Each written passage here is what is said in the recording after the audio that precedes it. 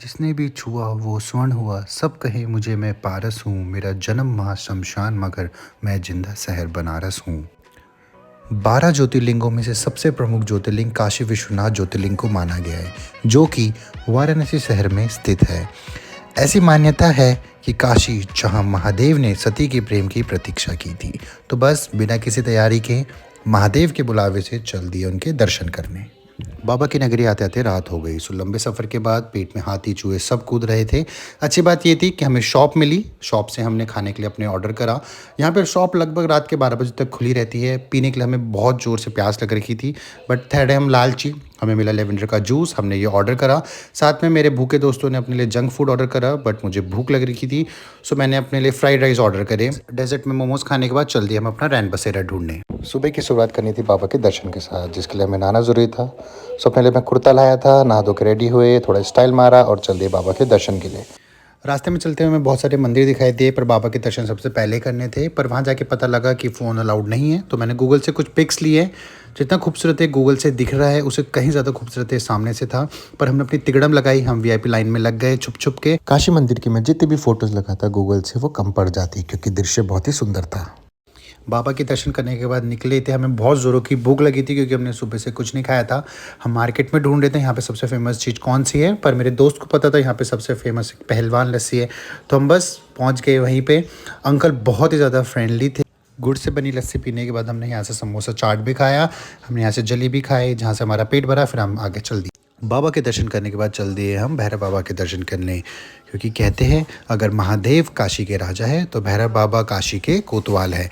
भैरव बाबा का मंदिर काशी बाबा के मंदिर से थोड़ी सी ही दूरी पर है। तो रास्ते में मार्केट पड़ा, मार्केट को थोड़ा सा कैप्चर करा और पहुंच गए बाबा की चौखट पर। बाबा की चौखट पर आकर पता लगा कि मंदिर तक जाने वाला रास्ता मार्केट से होते हुए जाता है। सो मार्केट में बहुत सारी चीज़ें मिलती है जहाँ से हम मंदिर में चढ़ाने के लिए प्रसाद फूल वगैरह ले सकते हैं। मंदिर में एंट्री करने के लिए भक्तों की बहुत बड़ी लाइन लगी हुई थी, पर हमें भी जल्दी जल्दी बाबा के दर्शन करने थे। तो हमने पुलिस वाले अंकल से थोड़ी सी विनती करी, तो उन्होंने हमें मंदिर के पीछे वाले गेट से जाने की परमिशन दे दिया। बट परमिशन के अकॉर्डिंग हम ना ही कैप्चर कर सकते थे, ना ही फ़ोन ले जाना अंदर अलाउड था। भैरव बाबा के दर्शन करते करते रात हो गई, तो हम चल दिए हनुमान जी के दर्शन करने।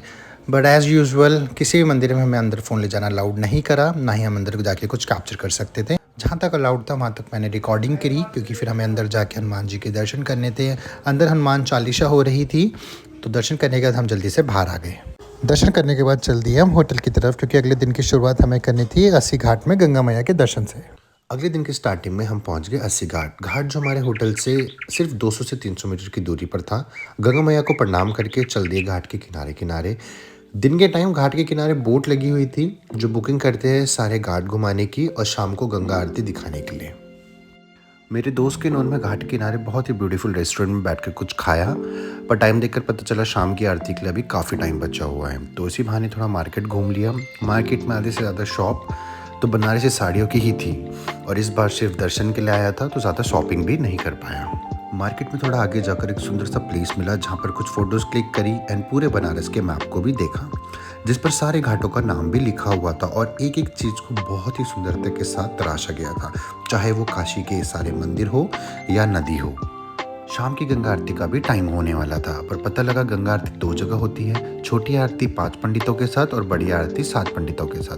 तो जल्दी जल्दी हम बड़ी आरती में जाकर सबसे आगे बैठ गए। आरती की सारी तैयारियों को बहुत ही ध्यानपूर्वक पूरा किया जा रहा था। 7 पंडितों ने बाबा की मूर्ति को भी बहुत सुंदर तरीके से सजाया। अब आप लोग आगे आरती के दर्शन कीजिए।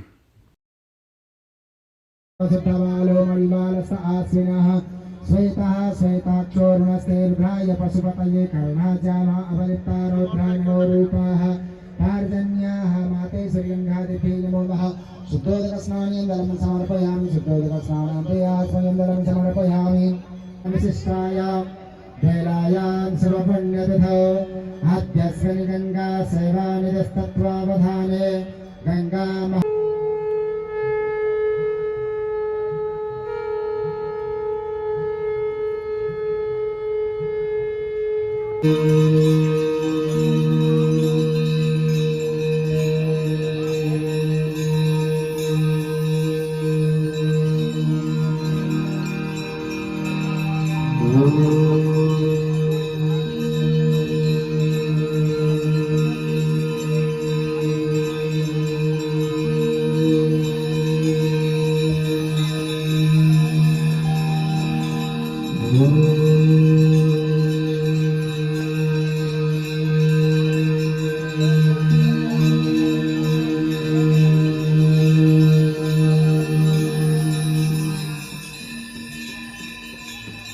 भगीरथ नंदिनी जय चकोर चंडी हरनागरी बंदिनी जय धनवालिका जय जय भगीरथ नंदिनी जय चकोर चंडी हरनागरी बंदिनी जय धनवालिका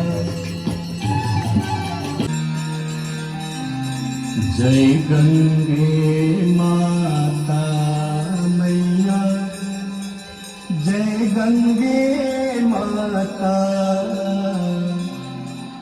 जो नर तुमको ध्याता जो नर मैया जी को ध्याता मंगल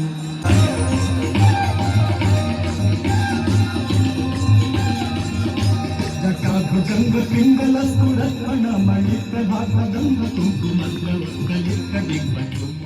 काशी की यात्रा का यह आखिरी पड़ाव था, पर जाते जाते एक बहुत ही अच्छी बात सीखी कि काशी और शिव को कोई नहीं समझ सकता, क्योंकि कहते हैं ना, शिव काशी में नहीं, काशी शिव में निवास करते हैं।